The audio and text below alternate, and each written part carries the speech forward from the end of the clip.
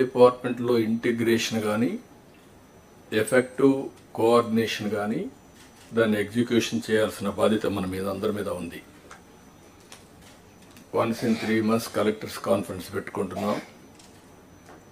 అదే సమయంలో various times once in 20 days or 15 days cabinet meetings పెట్టుకుంటున్నాం.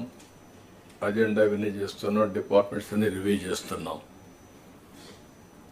అప్పుడప్పుడు కాంప్రహెన్సివ్ సమీక్షలు కూడా చేసుకుంటూ అందరం కూడా ఎఫెక్టివ్గా ఒక కోహెసివ్గా ముందుకు పోవడానికి ఇలాంటి కార్యక్రమాలు మనకు వస్తాయి. ఈ brain storming session, I can say it is a brain storming session and reorienting hour cells. ఏం చేయబోతాం క్లారిటీ రావడానికి సమావేశం పెట్టుకున్నాం. 8 నెలలుగా ఎగ్జాక్ట్గా నేను ఎవ్రీ అవర్ క్యాలిక్యులేట్ చేసుకుంటున్నాను. బై టుమారో 12వ తారీఖు నేను ప్రమాణ స్వీకారం చేసి 8 months అవుతుంది.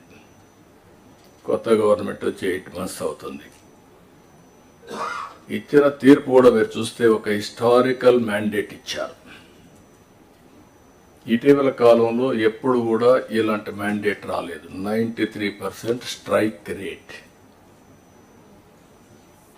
93% స్ట్రైక్ రేట్ వచ్చిందంటే ఇక్కడుండే all of us including secretaries గడిచిన 5 సంవత్సరాల పరిపాలన ప్రజలు యాక్సెప్ట్ చేయలేదు. అందుకనే టోటల్గా రిజెక్ట్ చేసి మళ్ళీ ఒక న్యూ హోప్స్ పెట్టుకొని ముందుకు వచ్చే పరిస్థితికి వచ్చారు.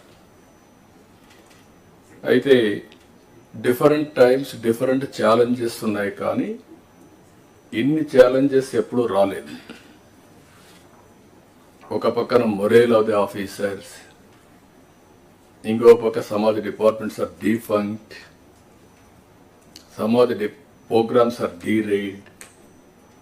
గవర్నమెంట్ ఆఫ్ ఇండియా నుంచి మనం గుర్తుపెట్టుకోవాల్సింది ఎప్పుడు కూడా సెంటర్ స్టేట్ రెండు కూడా 3 గవర్నమెంట్లు ఉంటాయి. Local self government, state government, central government.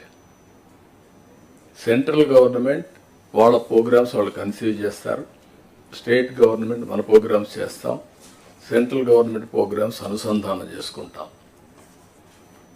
దగ్గర 90 సెంట్రలీ స్పాన్సర్ స్కీమ్స్ ఉంటే టోటల్గా అన్నీ కూడా డిఫంక్ట్ అయిపోయినాయి.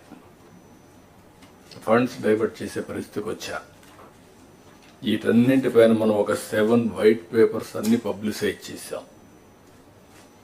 పబ్లిక్ కూడా మనం గుర్తుపెట్టుకోవాల్సింది, ఒకసారి పనిష్ చేశాం, మీరు వచ్చారు, మొత్తం సరిచేస్తారనే ఉద్దేశంతో మీకు మ్యాండేట్ ఇచ్చామనే అభిప్రాయంతో ఉంటారు. అది ఉన్నప్పుడు మనం ఎక్స్ట్రా ఎఫర్ట్స్ పెట్టాల్సిన బాధ్యత మనందరిపైన ఉంది. అందుకే